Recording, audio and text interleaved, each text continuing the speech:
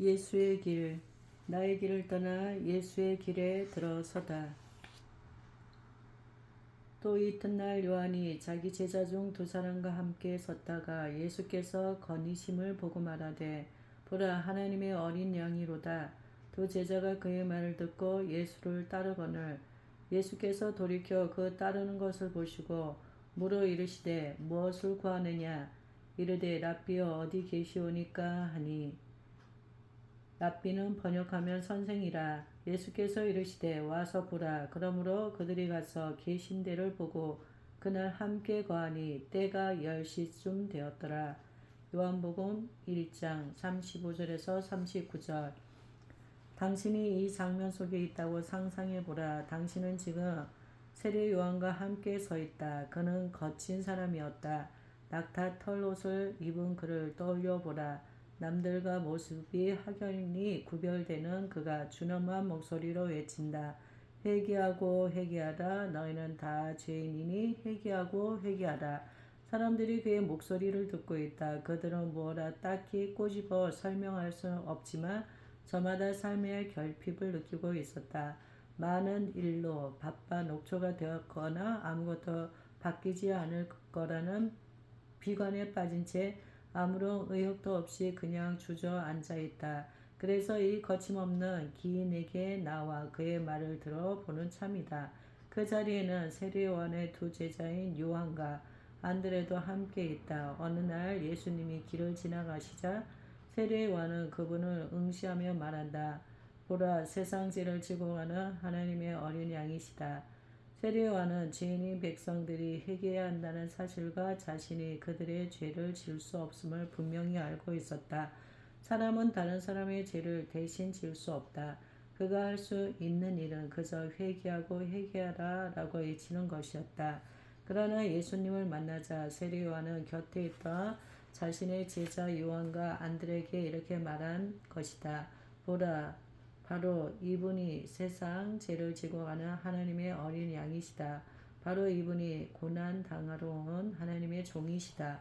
바로 이분이 희생제물 곧 하나님의 어린 양이 되어 너의 죄를 지도록 보냄받은 분이시다. 그대로 이 장면 속에 머물러 있으라. 당신 곁에 요한과 안드레는 지금 새로운 삶을 살고 싶은 열망으로 간절하다.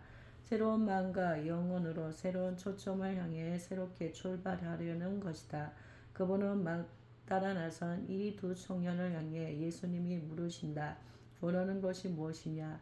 그들은 무엇이라고 답했던가? 주님, 주님을 따르고 싶습니다. 혹은 주님, 주님의 뜻을 행하기 원합니다. 아니면 주님, 우리 죄짐을 대신 져 주소서라고 말했던가? 아니다. 그런 말은 전혀 없다. 그들은 다만 주님 어디에 계십니까? 라고 되묻는다.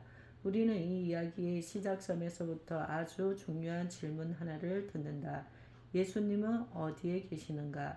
그분의 집은 어디이며 어느 길로 가면 되는가? 그분과 함께 지내며 어떤 것을 보고 경험할 수 있는가? 예수님은 말씀하신다. 와서 보라. 아직 내 세상 속으로 들어오라.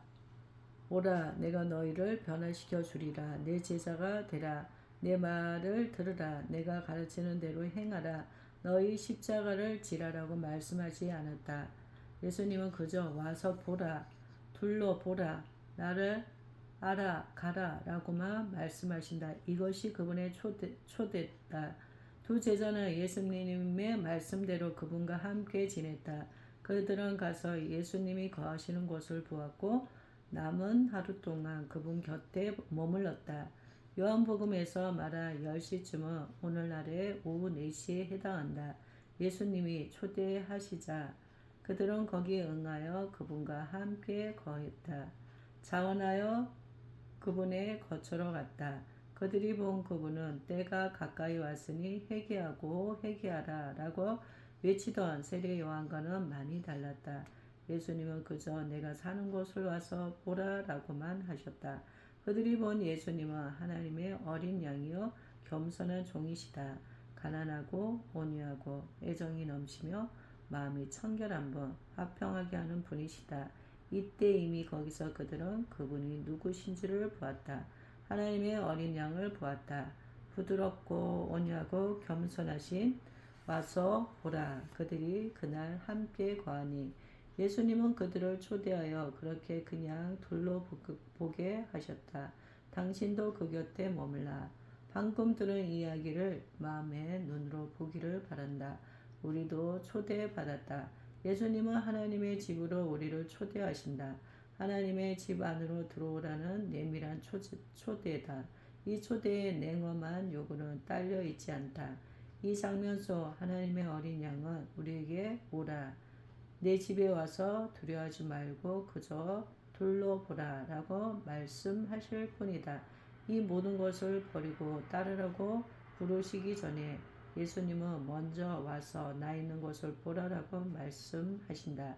집 주인이신 예수님은 우리가 그 집에 들어오기를 원하신다. 예수님은 구약의 선한 목자로서 생명의 잔이 넘치는 식탁에 자기 백성을 초대하신다. 하나님이 우리를 그분의 집으로 초대하시는 이 은유는 성경 전반에 두루 쓰였다. 주님은 나의 집이시다. 주님은 나의 은신처시다. 주님은 나의 보호막이시다. 주님은 나의 피난처시다. 주님은 나의 장막이시다. 주님은 나의 성전이시다. 주님은 나의 거처시다. 주님은 나의 가정이시다. 주님은 내가 평생 살고 싶은 곳 그 자체시다. 하나님은 우리의 집, 우리의 방이 되기를 원하신다. 그분은 어미 새처럼 우리를 날개 아래에 감싸 보호하신다. 또한 마치 어머니가 뱃속에 태아를 안전히 품듯 우리를 품으신다. 사랑이 넘치는 집주인, 돌보시는 아버지, 무한한 사랑의 어머니, 선하신 공급자로서 우리를 그분 곁으로 초대하신다. 그분 곁에 있으면 안전하고 든든하다. 폭력과 혼돈과 파괴가 난무하는 이 위험한 세상에서 그곳이야말로 우리가 진정 거하고 싶은 곳이다. 안전한 품인 하나님의 집에서는 사랑과 돌보심을 받을 수 있다. 시편 기자처럼 우리도 고백한다. 내 마음이 머물고 싶은 내가 하나님의 집에 또 어디리요. 집이라는 단어는 계속해서 의미가 확장된다. 예수님은 말씀하신다. 내 아버지 집에 거할 것이 많도다. 내가 너희를 위하여 거처를 예비하러 가노니. 예수님이 말씀하신 그 큰 집에서는 곧 잔치가 열려 잔이 넘칠 것이다. 그 집에서는 삶이 하나의 거대한 잔치가 될 것이다. 요한복음은 집에 대한 놀라운 비전으로 시작한다. 태초에 말씀이 계시니라. 이 말씀이 하나님과 함께 계셨으니 이 말씀은 곧 하나님이시니라. 만물이 그로 말미암아 지은 바 되었으니 말씀이 육신이 되어 우리 가운데 거하심에 여기 거하심에를 직역하며 장막을 치심매가 된다. 성육신의 핵심은 집이다. 이 복음서를 일러라면 주님의 이런 말씀이 들려온다. 내 안에 거하라. 나도 너희 안에 거하겠다. 집에 대한 하나님의 비전은 갈수록 더 깊어진다. 이 모든 운유가 하나로 모아서 퍼뜩 깨닫게 되는 사실이 있다. 우리가 곧 하나님의 집이며 이 집에 그분과 함께 살도록 초대되었다는 것이다. 알고 보면 바로 여기에 이 얼굴과 손과 마음을 지닌 내 몸이 곧 하나님이 거하시는 곳이다. 마음을 열고 듣기를 바란다. 예수님은 당신과 내가 하나님의 진정한 가족의 일원이 되기를 바라신다. 아버지께서 나를 사랑하신 것 같이 나도 너희를 사랑하였으니. 그분은 또 이렇게 말씀하신다. 내가 아버지께 들은 말이 다 너희 것이 되었으니 이제부터 너희는 종이나 남이나 외인이 아니라 친구다. 내가 하는 모든 일을 너희도 할 것이요 그보다 큰 일도 할 것이다. 나는 크고 너희는 작은 게 아니라 내가 할 수 있는 일이며 너희도 다 할 수 있다. 성부와 성자의 친밀한 관계를 칭하는 이름이 있으니 영 곧 성령이다. 너희에게 내 영을 주노라. 고대 헬라어의 퓨뉴마라는 단어에서 유래한 영은 숨결을 뜻한다. 너희에게 내 숨결을 주겠다. 내 가장 내밀한 부분을 주겠다. 그리하여 이제 너희와 하나님의 관계는 나와 하나님의 관계와 같으니 곧 신성한 관계다. 우리가 마음으로 들어야 할 말은 이것이다. 우리는 하나님의 가족으로 살도록 초대받았다. 지금 당장 그 친밀한 교제 가운데 들어가도록 초대받았다. 영적 삶이라 우리가 하나님의 가족의 일부가 되어 살아간다는 뜻이다. 예수님으로 말하거나 행한다는 것은 실제로 하나님이 계신 곳에서 행한다는 뜻이다. 오늘날 많은 사람이 예수님의 이름으로 행한다는 말을 그분이 직접 오시지 못해서 우리가 대신한다는 뜻으로 생각한다. 하지만 본래는 그런 뜻이 아니다. 예수님의 이름으로 말하거나 거하거나 행한다는 말은 그분의 이름이 내가 있는 곳 어디에나 계시다는 뜻이다. 그렇다면 당신이 있는 곳은 어디인가? 나는 그분의 이름 안에 살기에 거기가 내게 거하는 곳이요 내 집이다. 우리가 주님의 집에 살고 있는 한 그곳을 떠나지 않고도 세상으로 나갈 수 있다. 그러나 주님의 집, 곧 예수님의 마음을 떠나면 우리의 모든 말과 생각은 결국 아무것도 아닌 것이 된다. 그러므로 무엇을 하든지 주님의 집을 떠나지 말라. 그곳에서만 당신의 하나님 안에 있고 그곳에서만 구원이 나오기 때문이다. 우리가 결국 세상으로 가져가야 할 것은 구원이다. 와서 하나님이 계신 것을 보라. 이 초대가 처음에는 물리적인 장소인 그분의 집으로만 생각되지만 요한이 복음서를 전개하면서 보여주듯이 하나님의 계신 곳이란 곧 그분 자신이 누리는 친밀한 삶이다. 성부와 성자와 성령께서 이루시는 사랑의 가족이다. 그곳으로 우리를 초대하신다. 이 사랑의 가족에 속하려면 예수님을 따라야 한다. 그러나 우리 쪽에서 따르기 전에 언제나 그분의 초대가 먼저다. 와서 보라. 오라. 와서 보라. 예수님의 초대 어떻게 반응할 것인가? 이 초대에 응하려면 세례 요한과 같이 전하는 이들의 말을 들어야 한다.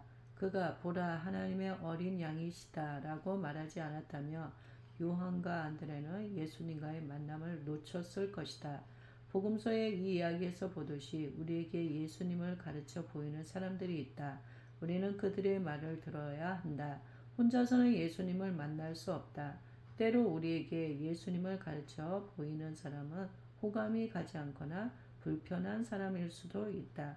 예수님을 가르쳐 보이는 사람이 눈에 가시처럼 보인다면 이는 우리의 편견 때문이다. 우리는 그 사람을 무시하며 저 옷차림 좀 봐. 나는 예수 이야기나 하는 자들에게는 관심이 없거든 이라고 말할 수 있다. 그러나 당신이 꼭 깨달았으면 좋겠다. 우리에게 예수님을 가르치는 이가 아주 편하게 느껴지지 않더라도 그들의 말을 들어야 한다는 사실을 말이다. 어쩌면 그들은 너무 가난한 사람이거나 너무 부유한 사람일 수도 있다. 혹은 특이한 억양을 가지고 있거나 다른 언어로 말하는 사람일 수도 있다.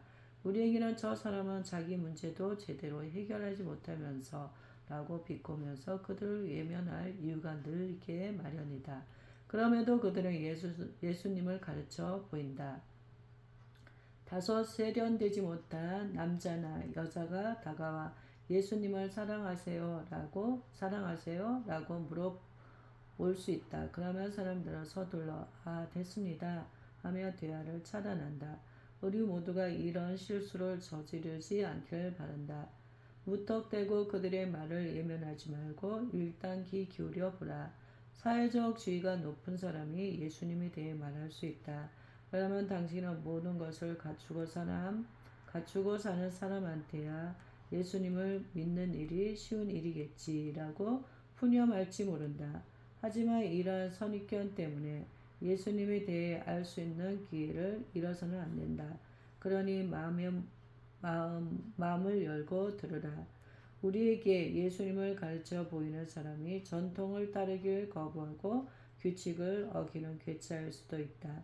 그래도 그 사람이 당신을 불러 예수님을 따르라고 하거든 외면하지 말고 듣기를 바란다. 그 음성을 아주 진지하게 대하기를 바란다. 보라, 하나님의 어린 양이시다. 우리는 온갖 잡다한 반론을 제기하며 그분에 대해 보지 않고 듣지 않으려 한다. 그러나 듣지 않으면 끝내 예수님을 만날 수 없다. 우리에게 예수님을 가르쳐 보이는 이들은 자신에게서 그분께로 주의를 돌릴 것이다. 그러니 진지하게 대하라. 구약에 보면 사무엘이 성전에서 자고 있는데 주님께서 사무엘아 사무엘아 하고 부르신다. 그런 제사장 엘리에게 가서 자꾸 이런 음성이 들립니다. 라고 말한다. 처음에는 돌아가서 다시 자거라 라고 말하던 엘리도 마침내 하나님이 아이를 부르고 계심을 깨닫고는 하나님이 너에게 말씀하시는 것이다 라고 말해준다. 나중에 음성이 다시 들려오자 사무엘은 주여 제가 여기 있습니다. 주의 종이 듣겠습니다. 라고 대답한다. 엘리가 아니었다면 사무엘은 하나님이 자신에게 말씀하신다는 사실을 몰랐을 것이다. 세례 요한이 아니었다면 요한과 안드레는 예수님을 만나지 못했을 것이다. 그러니 우리도 예수님을 가르쳐 보이는 주변 사람들의 말을 진지하게 대해야 한다. 설령 그 사람에게 부족한 부분이 있더라도 말이다. 예수님을 가르쳐 보이는 주변 사람들의 말을 진지하게 대하라. 설령 그 사람에게 부족한 부분이 있더라도 말이다. 들은 다음에는 물어야 한다. 요한과 안드레는 주님 어디에 계십니까? 라고 물었다. 예수님을 따르려면 그분이 어떤 분이신지를 아는 것이 매우 중요하다. 그분에 대해 궁금해하고 알고자 하는 마음이 있어야 한다. 주님 당신이 계신 곳이 어디입니까? 저도 함께 있고 싶습니다. 당신이 어떤 분이신지 조금이라도 가르쳐 주십시오. 우리도 그렇게 물어야 한다. 계속 물으라. 지금까지 제가 본 어떤 사람들의 행동은 정말 기독교에 반감이 들게 합니다. 주님이 어떤 분이신지 직접 보고 싶으니 제게 친히 보여주십시오. 주님 당신이 계신 곳이 어디입니까? 바로 여기서 우리의 기도가 싹튼다. 기도는 이렇게 말할 때 시작된다. 주님, 주님이 누구신지 알려주십시오. 사람마다 주님에 대해 하는 말이 달라요. 제가 직접 주님이 누구신지 바로 알고 싶습니다. 두려워하지 말고 물으라. 예수님은 이제부터는 너희를 종이라 하지 아니하리니 너희를 친구라 하였노니 내가 내 아버지께 들은 것을 다 너에게 알게 하였음이니라 하셨다. 예수님은 그분을 친히 알아가도록 우리를 친구로 부르셨다. 그러니 이렇게 기도하라. 주님, 주님을 알고 싶습니다. 주님이 어떤 분이신지 알 수 있도록 제게 들려주시고 보여주소서. 전도자 요한의 말을 생각해보라. 우리가 들은 바요, 눈으로 본 바요, 자세히 보고 우리의 손으로 만진 바라. 당신도 그렇게 되기를 바란다. 직접 예수님에 대해 보고 듣고 본 바를 이야기하게 되기를 바란다. 거하기. 셋째로 예수님의 초대에 응하려면 그분 곁에 거해야 한다. 요한과 안드레는 오후 4시까지 그분과 함께 시간을 보냈다. 우리도 예수님과 함께 거해야 한다. 과감히 그냥 곁에 거해야 한다. 침묵 속에서 가만히 머물러야 한다. 요한복음에서 예수님은 너와 함께 거하고 싶구나. 내 친구가 되고 싶구나. 너는 종이 아니라 내 집의 일원이다. 내 집에 와서 거하라. 함께 시간을 보내자. 함께 거하자. 라고 말씀하신다. 예수님을 따르려거든 기꺼이 이렇게 아뢰라. 주님, 이 시간만큼은 주님과 함께 거하겠습니다. 분명히 잡념이 들 테지요. 오만 가지 생각이 떠오르고 당장 해야 할 일도 방해가 될 것입니다.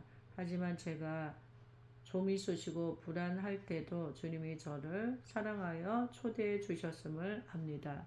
그러니 당신 곁에 거하겠습니다.